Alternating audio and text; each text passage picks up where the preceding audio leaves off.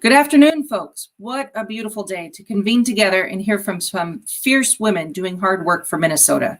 I'm Beth Peterson, the Minnesota statewide director for Vote Run Lead. As part of the Run 51 initiative, I've been meeting with women across the state who are ready to create a more inclusive and reflective democracy and transform the state legislature to majority-led women by 2024.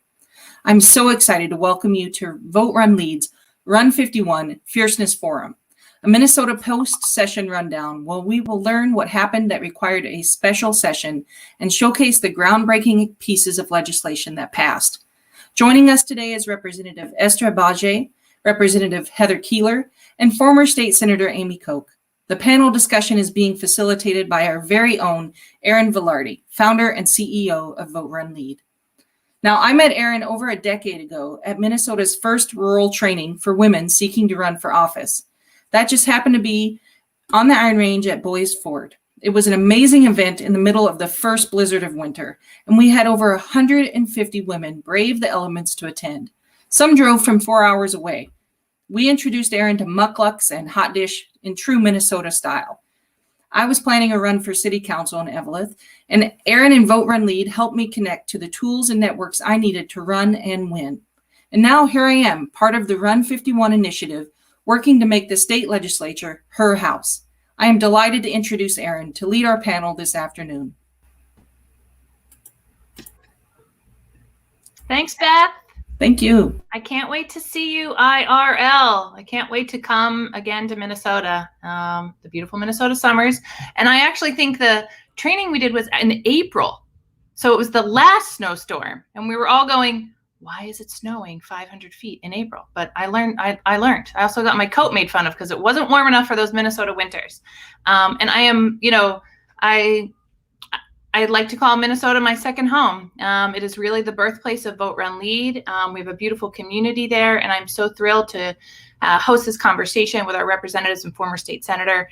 And, why are we doing this? Part of the Run 51 initiative, part of the work that Beth has been doing is to listen to what's been happening on the ground. We've been doing a lot of meet and greets and understand why we need more women of color, more pro-democracy leaders in our state legislature, why this particular office. So thanks, Beth. I look forward to the conversation. And so what's happening in Minnesota?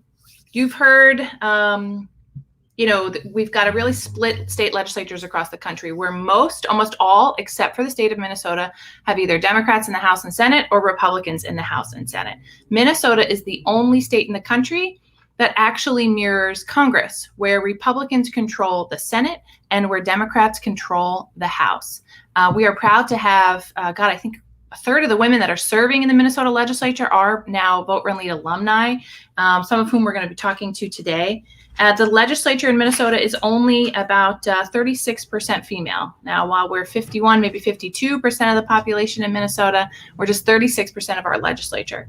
And when it comes to women of color, 18% of the population in Minnesota are women of color, but only 6% of our state legislature is women of color. And we're going to hear strategies. We're going to hear from women first term, the first Nigerian American in your legislature. We're going to hear how this was all navigated in a super hyperpartisan environment, in a time when our democracy is really under siege. And so I'm excited to have this conversation with three remarkable women.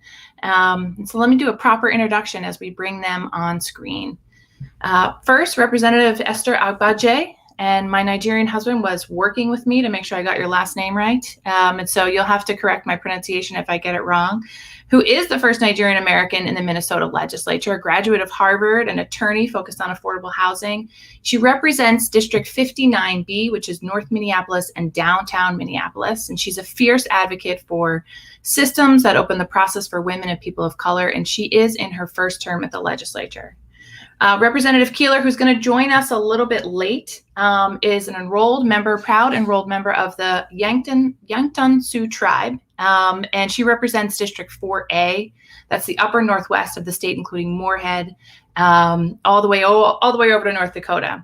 And not part of her bio, but we want you to know that she fought for many, many years to get the University of North Dakota's mascot changed from Fighting Sioux, and it was finally changed in 2011 with her leadership. She served on the Fargo Native American Commission and as vice chair of the Moorhead Human Rights Commission, and she also is in her first term. And with us also is an old G, Amy Koch, man. She is a remarkable woman, the first Senate Majority Leader. She was the first and only woman to serve as Majority Leader in the Minnesota Senate. She did that from 2005 to 2013. She led the caucus into the majority in 2010, flipping 16 seats as the election chair. And now, of course, working in political consulting. She's a commenter. You've probably seen her and heard her on her radio, her podcast. It's called Wrong About Everything, which is an amazing title. And she teaches at the Humphrey School right now in public affairs, specializing in crisis communications and media relations. And so I couldn't think of a better group of women to have this conversation with. Oh, great. So let's dive right in. And I'm going to open this question that's, and Amy, maybe this is something you might do, on a podcast, or tell me that it is wrong in media relations, but I want you all to say hello, of course, but I want you to give a grade to this session. And I want you to include this special session. Sort of, what grade would you give this session and why? And Representative Keeler, let's start with you. Thank you, Representative Heather Keeler, District 4A. I do have to correct one of the statements that was made, although I would love to take credit about the mascot. I didn't have anything to do with changing the mascot at UND, though it was a nice change for our community. Okay, well, I will note that. Sorry about that in that bio, and we will make sure who did gets that appropriate credit. Yeah, that's okay. Well, as a first termer, I guess I don't really know how to grade because I don't really know what the expectation was. It's really interesting. And I'm sure Representative Agbaje will talk about it, but we talk about it a lot as freshmen, is that it's been a really unique year for us. We did our entire campaign behind a screen, and we had to change the way that we did that. We came in and we learned a system that doesn't look like it's ever looked before. With that being said, I think that relationships really matter to me. I came into this being focused on collaboration. And I think slowing things down a bit allowed us to create stronger bonds. And so for that reason, I would give it a C+, just because I wish we could have had more time together. I think we only had one really in-person event. But it wasn't a complete failure. I think that there's always room for improvement. And we're really setting a firm precedent that we're a new type of legislator that's here, and that we really genuinely care about the people and making changes for the entire state of Minnesota. What about you, Representative Agbaje? Yeah, I think that's great. I think Heather's right. It was all brand new. We didn't really know what to expect. We just kind of came in saying we wanted to make some changes and make some noise. And so we did. I think, for me, I would give it kind of like a B-. There's definitely still stuff that we left on the table that I think we could have gotten to. And I'm sure we'll talk about that. Like, we left some stuff on the table as regards to housing, police accountability, and capital investment. But some of the good work we were able to do was primarily focused in education and in health. Yeah. And then we were able to block what I would consider some of the more harmful bills that would have addressed like voter ID restrictions and things like that. So I think overall we did, considering it was a pandemic, considering we were mostly behind a screen the whole time, we got a lot of good things done, but there's still a lot of work left to do. Great. Amy, what do you think? As an outsider looking in, as being there for a long time? Yeah. So I didn't know I was OG anymore. That's I used to be the young one. So I don't know. In a loving way. In a loving way. So I think one thing I've learned is that it's dangerous to critique from the outside, and it's easy to, sort of armchair quarterback things. So I won't assign a grade. What I will say is, it's easy to have a good session when you've got billions and billions of dollars from the feds and from, and even, in the end, we found out we have a surplus. And so that makes things much easier because really then you're just discussing like, where is the money going to go? So it's just, I automatically is a better session in my mind. It's just easier, and there's easier to agree. And they got some tax conformity.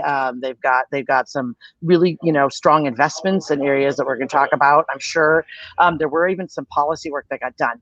The biggest concern I have is when you drive the car right to the edge. And I did this in 2010. We had, the longest shutdown in state history. So I know the pain that it is when you're coming up to that. And we came right up. The legislature took till June 30th to get this done, which means notices went out about jobs. Notices went out to nonprofits that are, that are having to figure out what's going to happen with their budget.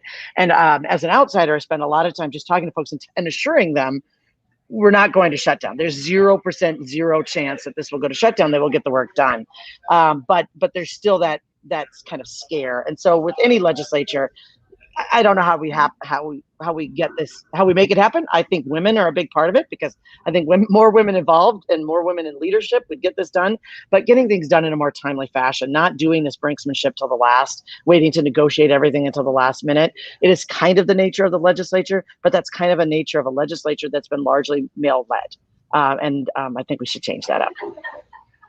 We are definitely, we're going to talk about that, because I do have a theory about this, for folks that are outside of Minnesota that don't know that there was that agreement, right, to end the legislature at a certain time, and then the Senate stayed on. So I want to dig into that in a little bit. But Representative Keeler, I want to start with you. So a C+, but I think personally, you were able to get some really critical legislation passed, particularly around the safety of Indigenous and Native American people. And I'd love for you to talk about, as a first-term legislator, getting stuff past the finish line is tough, right? You talked about relationships. And what were some of the levers you had to pull, and some of the relationships and the unique relationships you had to build to get that legislation passed? And tell us a little bit about what you accomplished. This is one of my favorite things to talk about, so I'm glad this is the question that you decided to give me. I was a grassroots organizer. I worked in Indian education for a long time. I'm an enrolled member of the Hanktawan Nation with lineage to Eastern Shoshone, and so it's been my whole entire life's work to make sure that people who look like me feel safe in our communities. What we also know is data tells the story of the things we really care about. Yeah. And in our nation, we don't have a database that talks about murdered and missing Indigenous women. And we all, as Indigenous individuals, know somebody who has gone missing, who's been murdered. There's cold cases. Also, we experience violence at massively higher rates. And so one of the main reasons why I decided to run was because I believed that representation mattered when we talked about some of these specific topics. I ran and I asked my community to allow me to show up at the table authentically who I am in every space. And so I'm so proud that they allowed me, even though I don't necessarily serve a community that's, in a federally recognized tribe. We have a high urban Indian population in Moorhead, but also I'm here to serve all Minnesotans. And as we know, we have 11 amazing sovereign nations that are doing really good work. And so, I joined a team of women who have been doing this work for a long time. Senator Koch really led the effort for the task force, and we took that information and just kept it moving. And so the relationships, and I will say, having relationships across the aisle with women who serve in communities that Indigenous women live in, it was an easy conversation to say it's our job to keep all of our constituents safe, whether or not they look like you. That's our job. And so it was just having really candid conversations, sharing the stories and the pain. And it doesn't take anything away from anybody else to make sure that people who look like me and people in my community are safe. And so, it took a lot of work from a lot of different people. And I'm just so honored and humbled to be able to be here to do this. And we will really move, I think, in a safe direction moving forward. And is it true that this is the first office in the nation like this? Yeah, there's other ones that are in the process. Ours is really unique just because, we went right from the task force, and that's why we're really pushed to do this right away. If there's a lag or we wait 2 more years, some of that urgency goes away, but then also that, there's more individuals that go missing, and we just don't have the support to back that. But I think the reason that we moved it so quickly too is that we have massive support across this state. It's not just one group that's really working on this. It was really a lot of our urban Indian populations, our tribal nations, and our allies that helped us move this forward. Yeah. So if there are folks who, outside of Minnesota, folks who are looking at how to pass some of this legislation, I would really suggest that folks take a look and listen. And the slight benefit of Zoom is that mostly a lot of these conversations can get recorded in the legislative session. And I don't doubt that Representative Keeler would be open to talking with some of you if this is something that's stalled in your legislature. And I think that's really remarkable, the pace in which you were able to get this done. So thank you. That's awesome. Esther, next for you, and same sort of thing. You were able to get something done in a tough session, in a B- session. And this is one of the things, the bill that you were able to pass around public safety is one of the biggest things that we've heard. Beth Peterson, our state director, has been doing a lot of meet and greets, and public safety has been the sort of number one issue. And that means a lot of different things for a lot of different people. You represent a large part of Minneapolis, North Minneapolis, vibrant Black community. Tell us about the public safety bill that was eventually passed. And the same thing, what strategies did you have to employ to reach a compromise? And, what's next for sort of ensuring, maybe a little bit more? Do you think it went far enough? I'd love to hear what the sort of next steps is for you on this bill, on this law. Yeah, no, that's a great question. Minnesota has obviously been ground zero for more police accountability, particularly in 2020 with the murder of George Floyd, the pandemic happening, and then continuous police murders that we've seen. I will just have to shout out three state representatives that did an awesome job on putting together the public safety bill and combined with the judiciary bill. So Representative Jamie Becker-Finn, Representative Carlos Mariani, and Representative Cedric Frazier. So those three did a ton of work with some other people to make sure that we had as robust as a bill that we were able to achieve. So, I think part of the issues with a bill like that is because it's so big, so it's hard to get everything that we need and also everything that we want. Members of the Posse Caucus also weighed into the last hours of negotiation on that bill. And we were able to extract at least one more police accountability measure, which is known as sign and release, which is basically if you have a warrant, a court, like you missed your court date, and if you get pulled over, they can't then try to arrest you in that situation anymore. Is kind of what was the situation with Dante Wright when he was killed in Brooklyn Center. And so we want to make sure that we're reducing situations like that with police. And so now all that's supposed to happen is they give you a form, you sign it, you acknowledge that you had a court date, and you'll go back to court on your own, which is usually what is supposed to happen, because that's the type. What it was a warrant that went out, and that was a summons that was sent to your house. So they weren't arresting you when they sent that piece of paper to your house. So why should they arrest you from your car? So that was one piece that we were able to get. Other pieces of the bill regarding police accountability that were included was more regulations on no-knock warrants. So that way they're only used upon application and approval from a judge. And then they also cannot be used if the only violation is drug possession. We were also able to see reforms in the area of making sure that police departments would continue to get money for body cam footage, but only if they implemented additional accountability measures.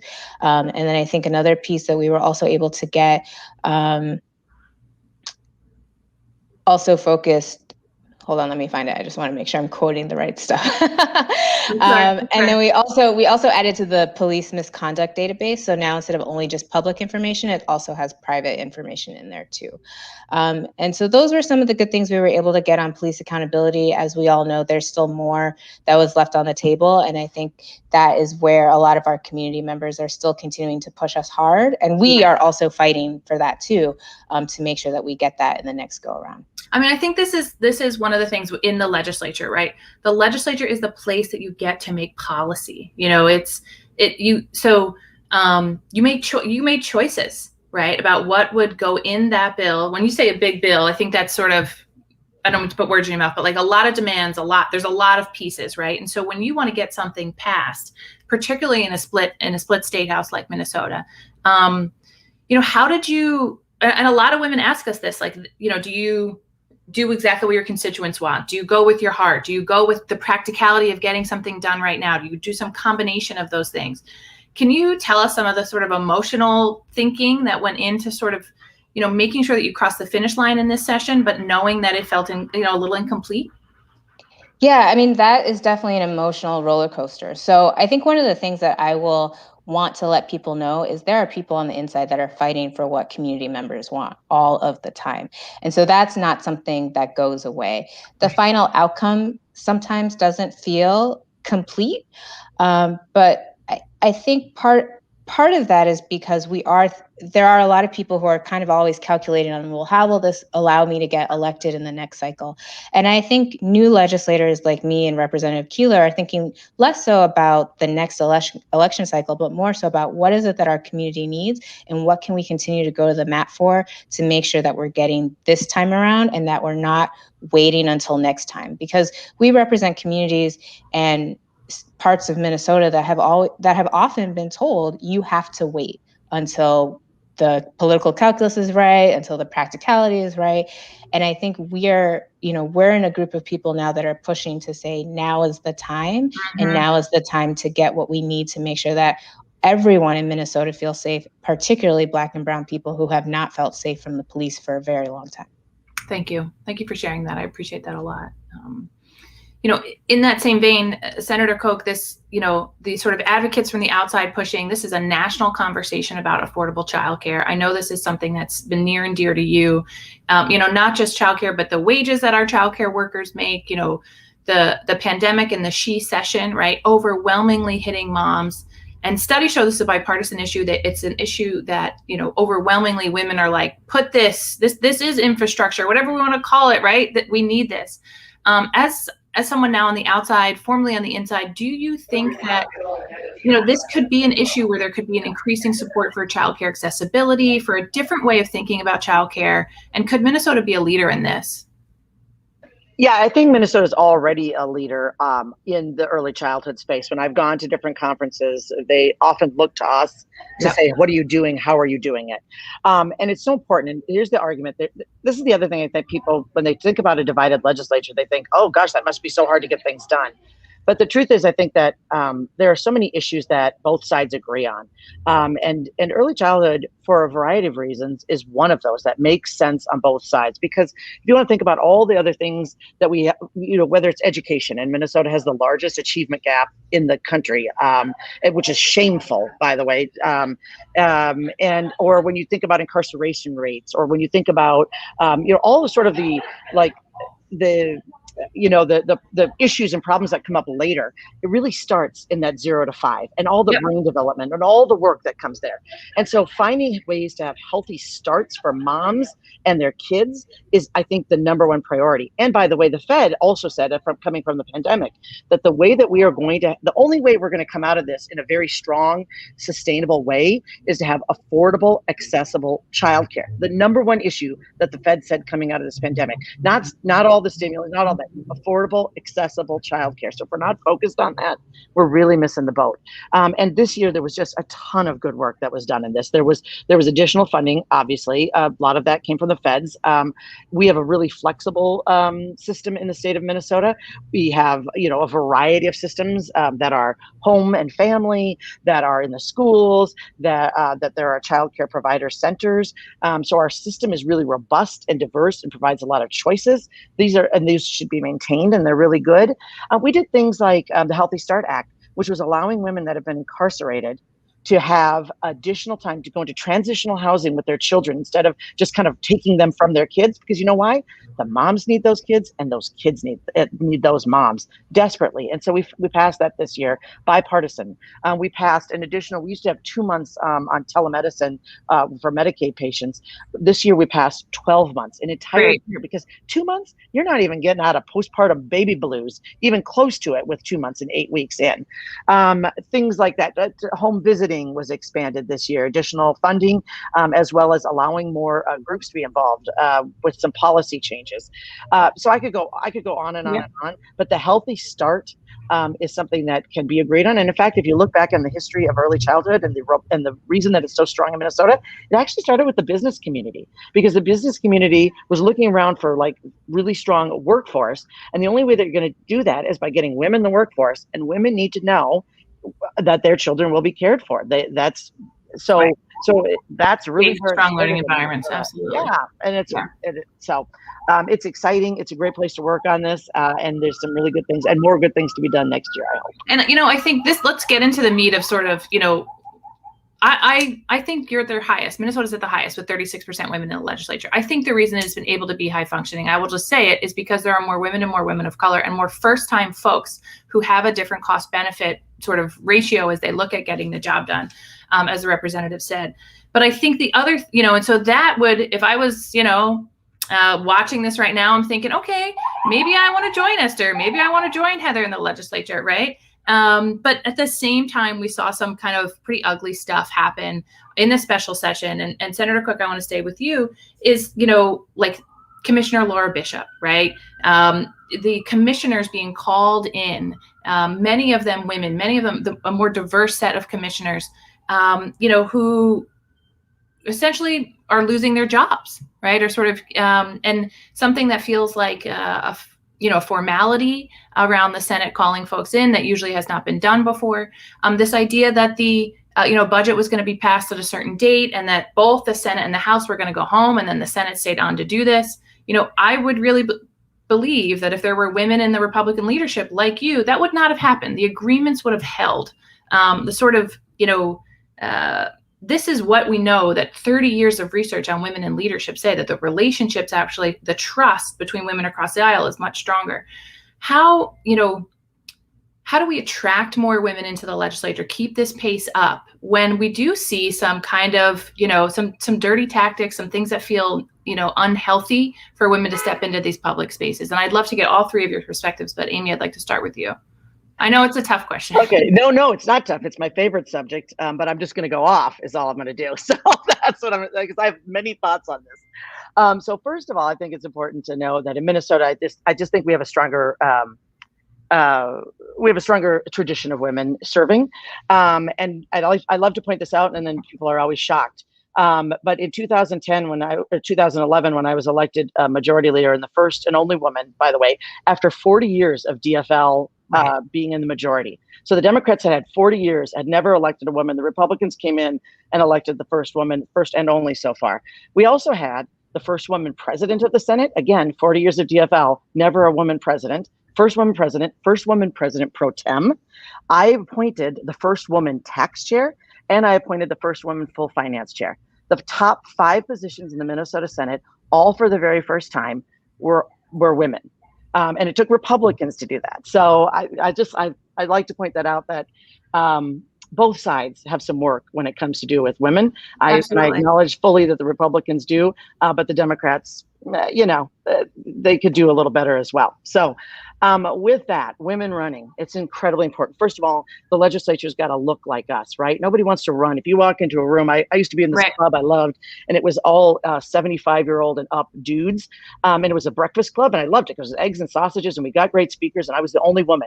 And these guys wanted more women. And they would say to me, Amy, how do we attract more women? And I was like, can you bring in more women? And I was like, here's the deal. If I bring women that I like to this club, they're going to look around the room and they're going to see all of you, no offense, and they're going to go, this is not a club for me, Amy. What were you doing? Right? Just because the very makeup doesn't look like it's welcoming.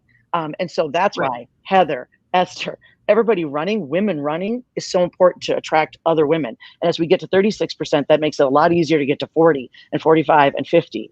Not fast enough. Yeah, 51. How about that? So that's part of it. Also, women just always, I will get on this, women need to encourage other women and need to support other women. And that doesn't mean that I just vote for someone because she's a woman, but I'm super careful about my words, how I treat other women in politics. I fully respect. I know that women in politics had that extra hurdle to get to just be there. And we all need to respect that. And I think sometimes women are harder on other women. And sometimes it's behind the scenes. They're not supporting each other. Sometimes it's more overtly. But we need to do far better job of women being just supportive of women in leadership roles, voting for women in leadership roles, and acknowledging like that, like it doesn't take away. I always say it feels like women want to say, well, if you get a piece of this pie, then I'm going to have less to share. But the truth is, we just make the pie bigger. That's it, ladies. We make the pie bigger, and there's plenty for all of us. Damn it. Like, Here. And, I think that's very generational. And as for, I do think I've been doing this work for nearly 20 years. And there has been a major generational shift in that thinking, right? That previously it was like, there was only one board seat for the woman. There was only one X seat for the woman of color. That was it. That was what you got. And I think there has been a different set of demands and a different energy coming from younger women. That is, and in politics, younger women is, 40 and younger now. I don't know, 35, but it's you'd be surprised, right? It's not that young. So the idea that, the pie is finite, I think you're right. The pie is really infinite. And so Representative Keeler, I'd love, what do you see, while some of these things might feel sort of messy, like what are your words of encouragement for folks to get into this particular office? Like why the state ledge? Why is it worth it? Ooh, why is it worth it? I was going to go off of what Amy was. I was just feeling like so hyped with what she was saying. The one thing I do want to add to all of the great things that Amy just said is I think it makes a difference because here in Minnesota, we're normalizing moms in office. That's right. It's so much bigger than just women. I'm a single mom from greater Minnesota. That adds a lot of sacrifice and things. And we're a little bit more emotional, but I think that means that we can humanize situations a little bit differently. So I would say for us to move to that 51%, it's normalizing motherhood in this job and the beauty in being able to do that. Okay, now to the question that you asked. What did ask me? My changing table? My secret changing table that's right here? Yeah, see? For my 4-month-old? Yeah. Okay, so what was the question that you actually asked me? So no, the idea of like this seat, right? So, you are right, greater Minnesota, you have to travel, you leave your family, you probably spend a couple nights a week at the Capitol when you do get back, right, to the in-person session, right? It's going to be this juggling. No legislatures really pay that great, right? And so, but you're getting in and you're getting stuff done. And so I think I'm interested in why, how you would encourage more women. Why is it worth it to be in the state ledge? Yeah, I think that, so I was mistaken for a very long time, I think intentionally because of who I am, that we don't belong in this space. There's this image that like your state legislators are these like phenomenal humans that you're not a part of. And the reality is we're just everyday working Minnesotans that are here to do the job. I really love the state level because I feel like we have impacts on our neighbors, on our communities, a little bit more.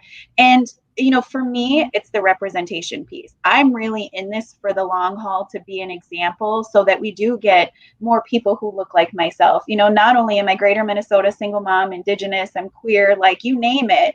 There's not a lot of us in these seats. And so I just really want to encourage anybody who's watching this or as we share this message out is that we all belong here. This is the people's house and we need to make decisions for the people, by the people, with the people.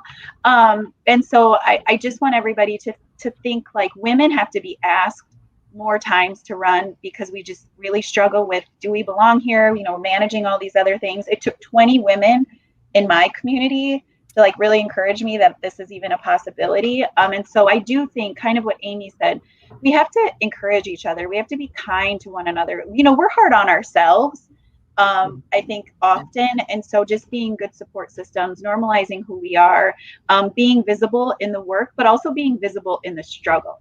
This job is really, really, really hard. Yeah. I think as women, we have to have a strong self-care plan.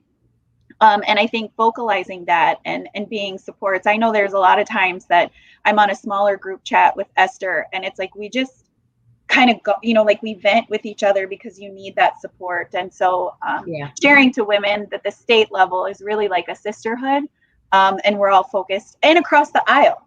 there's people across the aisle and women that I have good relationships with too. So it's the relationship piece, being able to impact our neighbors and our communities is what I love about the state level. Awesome. Thank you. Thank you. Esther, anything you want to add? I think, both Amy and Heather really hit all the high points about it. I think the other thing to add to it, again, in terms of that representation matters piece is, we have a lot of working women here. And so it's a part-time legislature in Minnesota. And so many of us have to maintain another job in order to sustain ourselves, which means we fully understand what it means to be living paycheck to paycheck, working to make sure that your kids are safe and that they have the food that they need and they have what they need in school. Or if you're someone like me and you support your parents a little bit, especially as someone who comes from an immigrant background, that's something that I know a lot of immigrant people can resonate with. And so there's a lot of different varieties that are happening in the state house right now. And the part about that is that it leads to more robust conversations about what the state of Minnesota actually looks like and what the people of the state of Minnesota actually need. And so I would encourage any woman from any background to step up, run, and lend her voice to the work that we're doing up here. Love it. Love it. Love it. Love it. Okay. I was going to ask this other question about women, but you guys, you hit all the high points. You hit all the talking points. It was amazing. I want to talk a little bit about voting rights in the legislature. And Representative Agbaje, you talked about sort of blocking, right? That sometimes folks on the outside don't actually see that things make their way through and, die in committee or, we only hear that often about things that are like, oh, that didn't make it out of committee. But sometimes there's some tactics around that, right? Like the ability to block negative legislation, that sort of playing defense, offense, if you will, inside the legislature. I'd love to just hear a little bit about your experiences, Representative Keeler, as well in this session, because what we are seeing across the country has been an overwhelming push to suppress the ability to vote, to change the ability to vote, happening, of course, at the state legislative level. I think this is also why this office is the most consequential office of this decade. Talk a little bit about not just what you're seeing in Minnesota, but also what you're seeing nationally and around being able to sort of keep some of those anti-voting rights bills from becoming law. Yeah, I think there were a lot of people who did a lot of work in that space. I think partially because of the divided legislature, we didn't really get to see a lot of those bills come forward. What we're seeing across the country is that there are a number of bills that are out there pretty much focused on saying, we need to implement voter integrity. And, as someone who sometimes understands what those code words can mean, it does lead to more voter suppression, because what it's doing is it's decreasing the amount of time people have to vote. It's making it harder for what documentation people need to vote. And it's just creating a chilling effect, I think, around the voting process. And so I think part of the reason why Minnesota stands out as a really strong state of high voter turnout and high voter participation is because we actually do make it simple for people to vote. And so, my understanding is there was a referendum, I think around 2012, where it was put to the people of Minnesota, do they want voter ID? And it was a resounding no.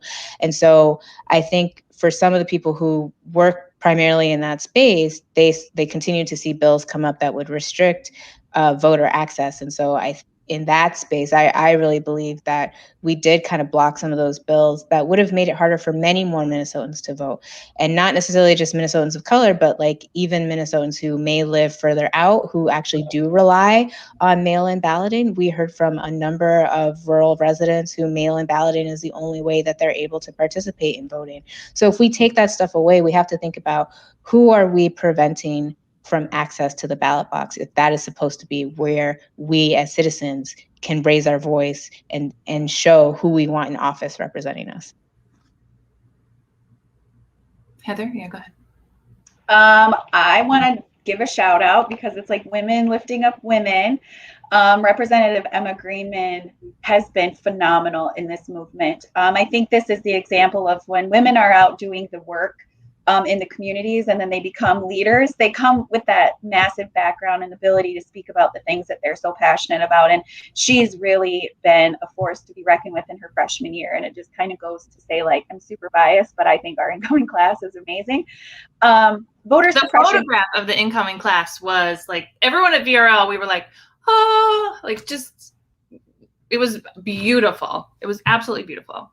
Yeah, and our t-shirts that said "Strong is the woman next to me," Yes. I think is really, so the organizer in me was like, we have to get these shirts. We have to get the picture.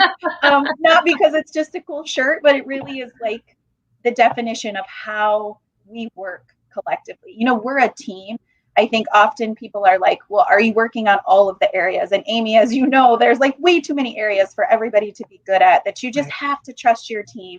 And our incoming class on both sides of the aisle has a really diverse background, and we really come together in massive areas. But as far as voter suppression goes, you know, I come from a community that has actively been sought after to be dismissed or silent. You know, we couldn't use tribal IDs for a long time, and then because our tribal IDs had, you know, maybe PO boxes, then you had to have physical addresses. Like, there's always kind of been this space where in the bigger picture we say everyone's vote matters except for yours. And when we create bigger barriers to that, it's really detrimental, because we want to be the voice of the entire population. That's what's fair. It's a free and fair election. And I think that we did that. I will say, I have to give another shout out to women who saw the voter suppression happening in our Indigenous communities, and Rock the Vote Native style here in Minnesota increased voter turnout for our Indigenous population massively. And I think that that matters. I think that in every space we talk about it, that your voice matters, and showing up, you know, your one vote makes a difference. And so just making sure that we keep, you know, those opportunities. You know, I represent Greater Minnesota, and so having the mail-in ballot options, being able to have transportation support, language support, and making sure that we have individuals that can help. You know, our ballots are only in one language, and so making sure we have interpreters that can help, so that everybody has a voice. And so I'm proud that we continue to stand in the space that makes sure that every Minnesotan is heard, and make that accessible for them. I think that is a lovely, it's a lovely note to sort of to close this conversation. I want to give each of you just a you know, maybe 30 seconds, a minute to sort of send a message. We have women mostly from Minnesota, but I know from across the country watching right now. You know, something you wish that you had known, you know, like for Representative Agbaje and for Representative Keeler, like if you knew this before the session started, what would it be? And then Amy, you know, that I would love just sort of one, you know, nugget of wisdom from you around your tenure in the legislature. And I'm going to start with you, Amy.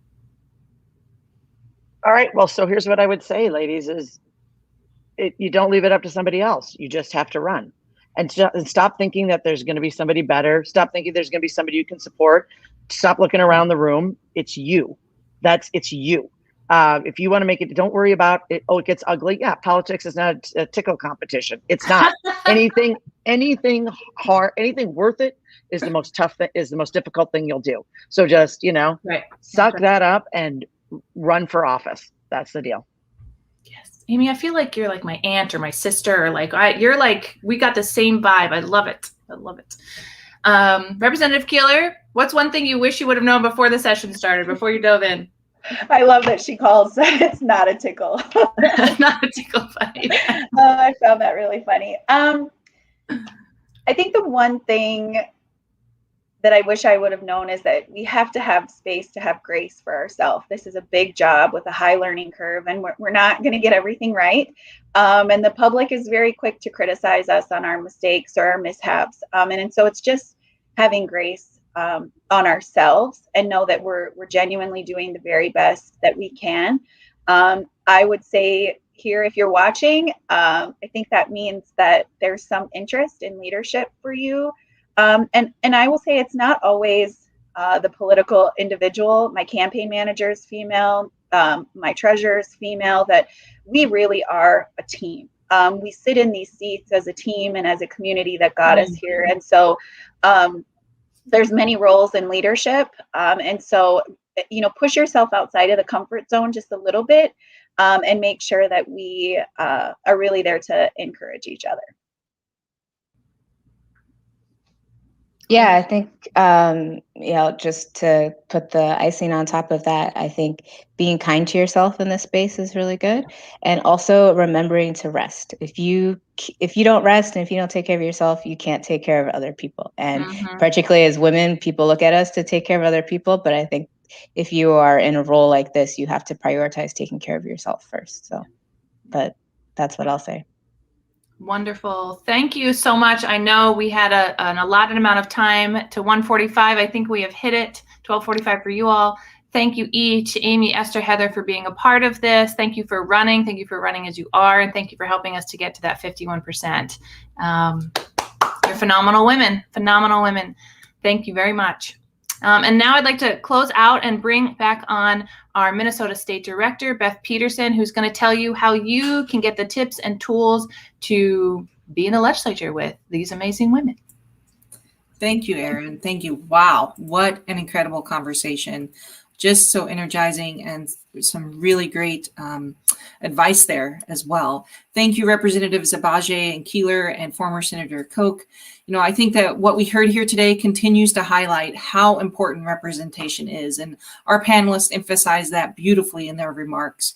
Erin shared earlier that women make up 50% of the population in our state, but account for only 36% of the legislative seats. And for women of color, they make up 18% of our population and hold only 6% of those seats. That means we need 3 times more the number of women of color currently at the Capitol to reach parity. And we can't wait.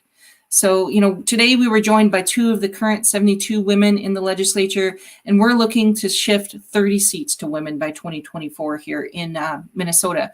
And we can do it.